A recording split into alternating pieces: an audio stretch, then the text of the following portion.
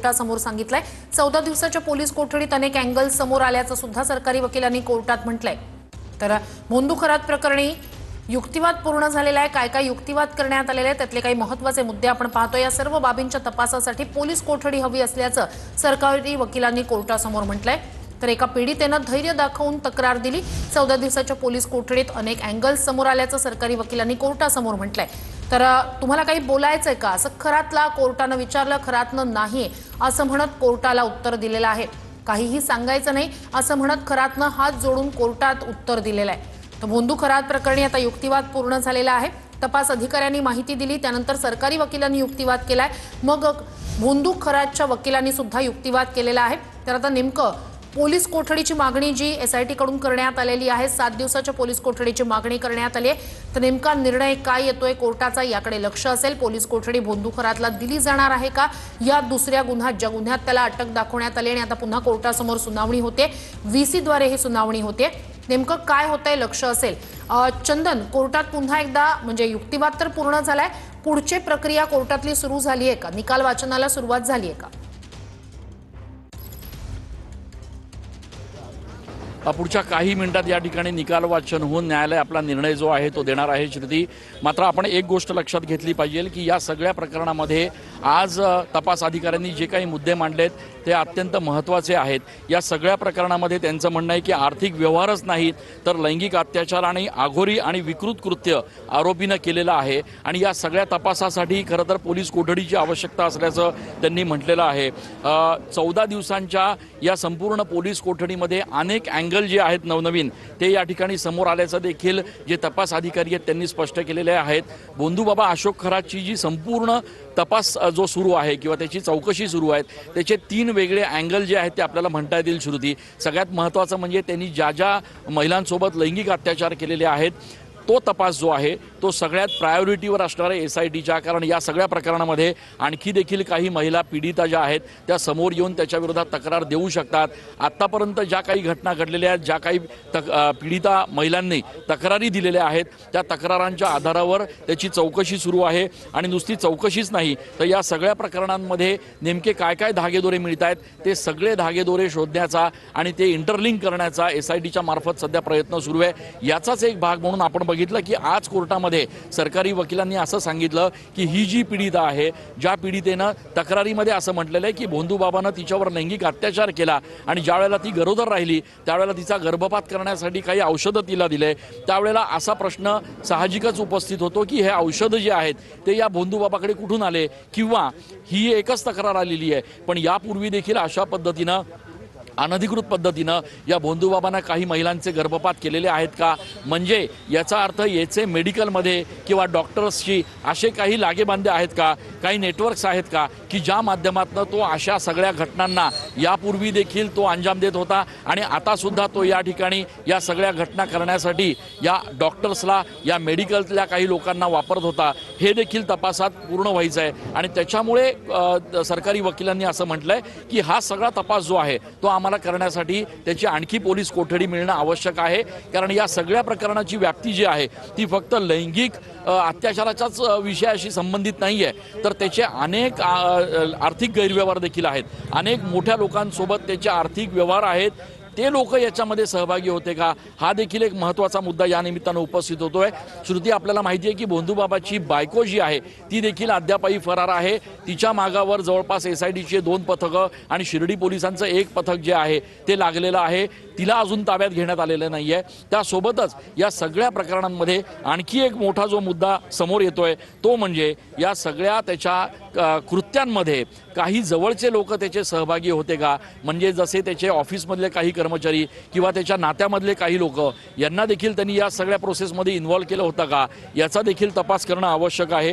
त्याच्यामुळे या चारी बाजूंनी राहा आमच्यासोबत असेच काय काय नेमकं कोर्टात आतापर्यंत झालेलं आहे आपण पुन्हा एकदा जाणून घेऊया। भोंदू खरातला पोलीस कोठडीत दिली जाणार आहे का याकडे खरं तर लक्ष थोड्याच वेळात या संदर्भात कोर्टाचा काय निकाल येतोय हे समोर येईल। मात्र जे जे मुद्दे उपस्थित करण्यात आलेले आहेत, तपास अधिकाऱ्यांनी तपासासंदर्भात काही महत्त्वाच्या बाबी कोर्टासमोर ठेवलेल्या आहेत, त्यानंतर सरकारी वकिलांनी सुद्धा युक्तिवाद केलेला आहे। भोंदू खरातच्या वकिलांचा सुद्धा युक्तिवाद कोर्टासमोर झालेला आहे। तर आर्थिक व्यवहार अघोरी आणि विकृत कृत्य केल्याचं सरकारी वकिलांनी कोर्टासमोर ठेवलंय। या सर्व बाबींच्या तपासासाठी पोलीस कोठडी हवी असल्याचं सरकारी वकिलांनी म्हटलंय। तर पीडितेच्या मुलांना सुद्धा धमकावण्यात आल्याचं तपास अधिकारी आणि सरकारी वकील यांनी जे युक्तिवाद केलेले आहेत त्यातून नेमकं काय कोर्टासमोर ठेवण्यात आलेलं आहे हे आपण पाहूया। पीडितेच्या मुलांना धमकी देण्यात आलेली होती, त्यानंतर 12,000 रुपयात औषध सुद्धा देण्यात आलेलं होतं। दुसरीकडे या सगळ्यानंतर खरातला जेव्हा विचारण्यात आलं काही सांगायचंय का, काही बोलायचंय का, त्याने हात जोडून नाही असं उत्तर दिलंय। तर आता भोंदू खरातला या दुसऱ्या गुन्ह्यात पोलीस कोठडी दिली जाणार आहे का हे पाहणं महत्त्वाचं असेल। भोंदू खरातच्या 7 दिवसांच्या पोलीस कोठडीची मागणी ही करण्यात आली आहे। दुसरीकडे भोंदू खरातच्या वकिलांनी पोलीस कोठडीची गरज नाही असं कोर्टासमोर म्हटलेलं आहे। मात्र आता नेमका कोर्टाचा निकाल काय येणार आहे याकडे खरं तर लक्ष असेल। मरणाची भीती घालून पीडितेवर अत्याचार केल्याची बाब सुद्धा कोर्टासमोर ठेवण्यात आलेली आहे। पीडिता गर्भवती राहिल्यानंतर तिला गर्भपातासाठी औषध दिल्याचं सुद्धा कोर्टासमोर युक्तिवादादरम्यान सांगण्यात आलेलं आहे। चंदन आपले प्रतिनिधी आपल्यासोबत जोडले गेलेले आहेत। चंदन, अनेक महत्त्वाचे मुद्दे तपासात जे समोर आले ते तपास अधिकाऱ्यांनी कोर्टासमोर ठेवलं, सरकारी वकिलांनी पोलीस कोठडीची का गरज आहे हा नेमका मुद्दा मांडला, युक्तिवाद झाला, भोंदू खरातच्या वकिलांनी सुद्धा युक्तिवाद केलाय। हे सगळेच मुद्दे अत्यंत महत्त्वाचे आहेत। मात्र साधारणतः आणखी किती वेळ लागेल याबाबतचा कोर्टाचा निकाल स्पष्ट व्हायला? नेमकं आता कोर्टातले सध्याचे अपडेट्स काय? निश्चितपणे पुढच्या काही वेळात या ठिकाणी कोर्ट आपला निर्णय देऊ शकतो श्रुती। मात्र एक महत्त्वाचा मुद्दा यामध्ये आपण पुन्हा एकदा प्रेक्षकांना सांगितला पाहिजे की भोंदू बाबानं 12,000 रुपयांमध्ये औषध खरेदी केलं होतं आणि या महिलेला दिलं असं देखील तपास अधिकाऱ्यांनी कोर्टात सांगितलेलं आहे। आता सगळ्यात महत्त्वाचा मुद्दा म्हणजे अशा पद्धतीनं जर औषध खरेदी केलं असेल तर ते औषध नेमकं कोणाच्या सांगण्यावरून, कारण अशा पद्धतीचं औषध देण्यासाठी कुठल्या तरी डॉक्टरचं प्रिस्क्रिप्शन 100% लागलेलं असणार। त्याच्यामुळे अनधिकृतपणे असं कुठल्या डॉक्टरने नेमकं यांना एकूणच प्रिस्क्रिप्शन दिलेलं आहे किंवा या ठिकाणी औषध आणण्यासाठी कुठल्या मेडिकलमधनं हे औषध त्यांनी आणलेलं आहे। कारण मेडिकलमध्ये सुद्धा जर अशा पद्धतीनं औषध घ्यायचं असेल तर तुम्हाला डॉक्टरचं प्रिस्क्रिप्शन, त्याचप्रमाणे तुमची चौकशी या ठिकाणी करूनच तुम्हाला हे औषध दिलं जातं। त्याच्यामुळे अशा पद्धतीचं औषध घेण्यासाठी नेमकी कोणी मदत केली हा एक महत्त्वाचा मुद्दा जो आहे तो भोंदू बाबा अशोक खरातच्या विरोधात सरकारी वकिलांनी या ठिकाणी उपस्थित केलेला आहे। आणि त्याच्यामुळे या सगळ्या प्रकरणांमध्ये तपासाचे वेगवेगळे अँगल आहेत, तपासाची एक फार मोठी शृंखला आहे जी उलगडायची आहे आणि त्याच्यासाठी पोलिसांची कोठडी जी आहे ती या ठिकाणी आवश्यक असल्याचं सरकारी वकिलांनी या ठिकाणी सांगितलेलं आहे। आणि त्याच्यामुळे आता न्यायालय नेमकं काय निर्णय देतं हे बघणं महत्त्वाचं असणार आहे। कारण या सगळ्या प्रक्रियेमध्ये अँगल फक्त लैंगिक अत्याचाराचा नाही आहे श्रुती, तर याच्यामध्ये काही आणखी लोक देखील जोडले जाण्याची शक्यता जी आहे ती देखील वर्तवली जाते आहे। यासोबतच काही आर्थिक व्यवहार, मोठ्या प्रमाणातले आर्थिक व्यवहार देखील या संपूर्ण 14 दिवसांच्या पोलीस कोठडीत पोलिसांना समोर आलेले आहेत आणि त्या दृष्टीनं देखील आता पोलिसांना चौकशी करायची आहे। यासोबतच काही इतर लोकांना देखील ताब्यात घेण्याची आवश्यकता असल्याचं देखील सांगण्यात येत आहे। त्याच्यामुळे या सगळ्या प्रक्रियेसाठी पोलीस कोठडी आवश्यक आहे आणि जर पोलीस कोठडी हवी असेल तर किमान 7 दिवसांची पोलीस कोठडी मिळावी अशा पद्धतीची मागणी जी आहे ती सरकारी वकिलांनी या ठिकाणी केलेली आहे। दुसरीकडे सचिन भाटे जे आरोपीचे वकील आहेत त्यांनी स्पष्टपणे सांगितलेलं आहे की 14 दिवसांपासून आरोपी तुमच्याचकडे आहे, तुमच्याच कोठडीत आहे। सातत्यानं आरोपी जो आहे तो तुमच्या सगळ्या प्रश्नांची उत्तरं देतोय, तुम्हाला तपासामध्ये सहकार्य करतोय, तुम्हाला जे प्रश्न पाहिजेत त्याचे उत्तर आरोपी तुम्हाला देतोय। मग जर 15 दिवसांपासून आरोपी तुमच्या ताब्यात आहे तर त्याची वाढीव कोठडी आणखी कशासाठी हवी आहे असा प्रश्न देखील जे आरोपींचे वकील आहेत त्यांनी या ठिकाणी उपस्थित केलेला आहे। मात्र आता जे हे कॅनव्हास जे बघायला मिळतं एकूणच आरोपांचं आणि एकूणच या संपूर्ण प्रक्रियेचं हे अत्यंत मोठं आहे। कारण हा विषय हा एवढ्यात संपणारा दिसत नाही आहे। या सगळ्या प्रकरणामध्ये दररोज नवीन खुलासे होत आहेत, दररोज नवीन माहिती समोर येते आहे। काही फिर्यादी असे आहेत की जे जमिनीची आर्थिक फसवणूक झाली, जमिनीच्या खरेदीमध्ये आर्थिक फसवणूक झाली याच्यासाठी तक्रार देत आहेत। काही महिला पीडित ज्या आहेत त्या VCद्वारे म्हणजे व्हिडिओ कॉन्फरन्सिंगद्वारेच कोर्टात उपस्थित राहणार आहे, तो प्रत्यक्ष या ठिकाणी येणार नाही। आणि ज्या दिवशी त्याला प्रत्यक्ष आणायचं असेल त्यावेळेला तशा पद्धतीची परवानगी कोर्टाकडनं घेऊन त्याला प्रत्यक्ष या ठिकाणी हजर केलं जाईल असं देखील SIT कडनं सांगितलं जात आहे। त्याच्यामुळे हे संपूर्ण जर आपण प्रकरण बघितलं तर अत्यंत गंभीर अशा स्वरूपाचे गुन्हे आहेत श्रुती आणि त्याचा तपास करण्यासाठी आता 7 दिवसांची पोलीस कोठडी SITच्या माध्यमातून मागण्यात आली आहे। चंदन, तुम्ही आमच्यासोबत असेच जोडलेले राहा। युक्तिवाद आता झालेला आहे, कोर्ट काय निकाल देतंय लक्ष असेलच। काय काय नेमका कोर्टात युक्तिवाद झाला आपण पाहूया। तर भोंदू खरातच्या 7 दिवसांच्या पोलीस कोठडीची मागणी कोर्टात करण्यात आली आहे। पीडितेनं 12,000 रुपयात एक औषध खरेदी केलं असं सरकारी वकिलांकडून कोर्टासमोर ठेवण्यात आलं। लग्नाचं आमिष दाखवून आणि मरणाची भीती घालून अत्याचार करण्यात आल्याचं सरकारी वकिलांनी कोर्टात युक्तिवाद केला। पीडितेकडून खरातनं आधार कार्ड, पॅन कार्ड घेतलं होतं अशी माहिती सरकारी वकिलांनी दिली। तर हे नेमकं कशासाठी घेतलं गेलं होतं हे तपासायचंय असं सुद्धा सरकारी वकिलांनी कोर्टात युक्तिवाद केला। तर काही मालमत्ता खरेदी केली होती का या सगळ्या माध्यमातून हे तपासायचं असल्याचं सरकारी वकिलांनी कोर्टाला सांगितलंय।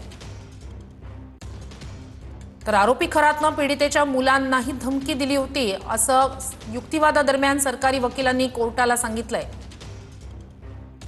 खरातच्या पोलीस कोठडीची गरज नाही असं युक्तिवाद करताना आरोपीच्या वकिलांनी म्हटलंय। एसआयटीकडून पोलीस कोठडीची मागणी केली जाते, दुसरीकडे पोलीस कोठडीची गरज नाही असं आरोपी खरातचे वकील म्हणतात। 15 दिवसांच्या पोलीस कोठडीत पुरेशी चौकशी झाल्याचा युक्तिवाद आरोपीच्या वकिलांनी कोर्टासमोर केलाय। तर काही व्हिडिओ जाणीवपूर्वक व्हायरल करण्यात आल्याचं आरोपींच्या वकिलांनी कोर्टासमोर ठेवलंय असं त्यांचं म्हणणं आहे। युक्तिवादादरम्यान त्यांनी हे वक्तव्य केलंय। तर एका पीडितेनं धैर्य दाखवून तक्रार दिली असं सरकारी वकिलांनी कोर्टात युक्तिवाद केला। 14 दिवसांच्या पोलीस कोठडीत अनेक अँगल्स समोर आल्याचं सुद्धा युक्तिवादादरम्यान सरकारी वकिलांनी कोर्टासमोर ठेवलं। आर्थिक व्यवहार, अघोरी आणि विकृत कृत्य समोर आली आहेत असंही सरकारी वकिलांनी कोर्टात युक्तिवादादरम्यान म्हटलं। तर 8 तारखेपर्यंत पोलीस कोठडी आता भोंदू अशोक खरातला देण्यात आलेली आहे। दुसरा गुन्हा होता ज्या गुन्ह्यात त्याला अटक दाखवत पुन्हा कोर्टासमोर हजर करण्यात आलं आणि आता या गुन्ह्यात 8 तारखेपर्यंत पोलीस कोठडी देण्यात आलेली आहे। आजची 2 तारीख आहे आणि आता 8 तारखेपर्यंत पोलीस कोठडी भोंदू अशोक खरातला देण्यात आली। अधिक जाणून घेऊया आपले प्रतिनिधी चंदन यांच्याकडनं। चंदन, काय अपडेट्स? 8 तारखेपर्यंत भोंदूबाबा अशोक खरातला पोलीस कोठडी देण्यात आलेली आहे। त्याच्यामुळे सरकारी वकिलांनी जी काही मागणी केली होती त्याच्यात न्यायालयानं देखील आता सकारात्मक अशा पद्धतीचा निर्णय दिलेला आहे। 8 तारखेपर्यंत भोंदूबाबा अशोक खरात याला ही पोलीस कोठडी जी आहे ती दिली जाणार आहे। जसं आपण सातत्यानं सांगतोय की सरकारी वकिलांकडनं सातत्यानं हे मुद्दे मांडले जात होते की हा जो दुसरा गुन्हा आहे त्या दुसऱ्या गुन्ह्याच्या तपासासाठी अशोक खरात याच्या पोलीस कोठडीची आवश्यकता आहे। पीडित महिलेनं ज्या तक्रारी केलेल्या आहेत त्या तक्रारीची चौकशी करण्यासाठी, तिची उकल करण्यासाठी हे औषधं नेमके भोंदूबाबा अशोक खरातनं कुठून आणले, कुठल्या दुकानातनं आणले, काही डॉक्टर्स संपर्कात आहेत का, काही लोक आणखी याच्यामध्ये त्याच्या संपर्कात किंवा त्याच्या मदतीला आलेले आहेत का, या सगळ्याची जी एकूणच चौकशी आहे ती करण्यासाठी 8 तारखेपर्यंत भोंदूबाबा अशोक खरातला या ठिकाणी पोलीस कोठडी देण्यात आलेली आहे। आणि त्याच्यामुळे आता भोंदूबाबा अशोक खरात जो आहे तो पुन्हा एकदा 8 तारखेपर्यंत एसआयटीच्या ताब्यात असणार आहे। दरम्यान आपण बघतोय की या संपूर्ण युक्तिवादादरम्यान काही महत्त्वाचे मुद्दे जे आहेत ते या ठिकाणी मांडण्यात आलेले आहेत आणि या महत्त्वाच्या मुद्द्यांमध्ये सगळ्यात महत्त्वाचा जो आहे तो म्हणजे सरकारी वकिलांनी, जे तपास अधिकारी आहेत त्यांनी असं सांगितलं की या पीडित महिलेच्या संदर्भात जी काही घटना घडलेली आहे तशाच काही घटना आणखी पण काही पीडित महिलांसोबत घडल्यात का याचा देखील तपास करावा लागणार आहे। नक्कीच चंदन, नक्कीच ही मोठी आणि महत्त्वाची घडामोड पुन्हा एकदा पोलीस कोठडीत रवानगी भोंदू खरातची झालेली आहे।